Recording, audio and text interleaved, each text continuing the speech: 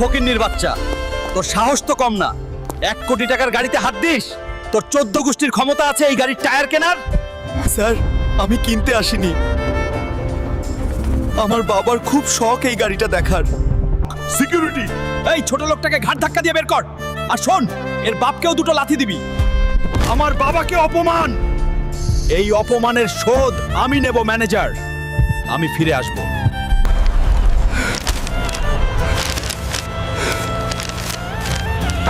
তুপুরি জঙ্গল থেকে যে নীলমণি আনতে পারবে তাকে 20 কোটি টাকা পুরস্কার দেওয়া হবে।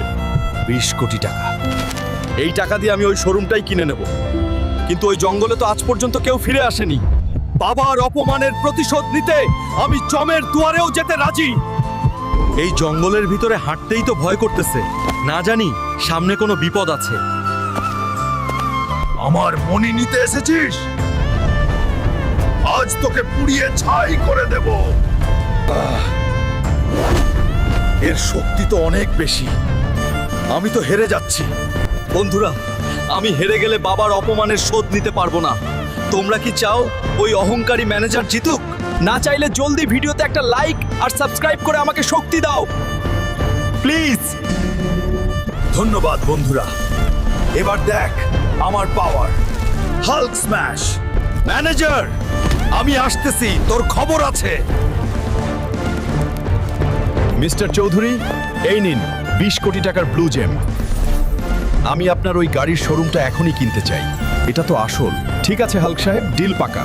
আজ থেকে ওই শোরুমের মালিক আপনি। চলুন, আমি নিজে গিয়ে আপনাকে চেয়ারে বসিয়ে দিয়ে আসবো। আরে বড় সাহেব যে।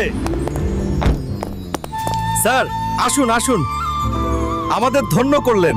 চুপ কর, আমি একা আসিনি, আমার সাথে এই শোরুমের নতুন মালিক এসেছে। উনাকে সালাম কর।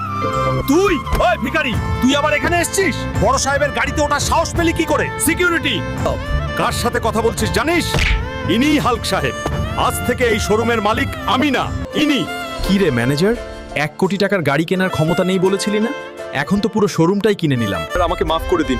আমার ছোট ছোট বাচ্চা আছে স্যার, আমার চাকরিটা খাবেন না। ঠিক আছে, তোর চাকরি থাকবে, তবে ম্যানেজার হিসেবে না। এই নে ব্রাশ। আজ থেকে তুই এই শোরুমের বাথরুম পরিষ্কার করবি। আর হ্যাঁ, রোজ আমার বাবার জুতোগুলোও পালিশ করে দিবি। যা, কাজে লাগ। নেক্সট ভিডিও মিস করতে না চাইলে এখনই সাবস্ক্রাইব করে বেল বাটন বাজিয়ে দাও।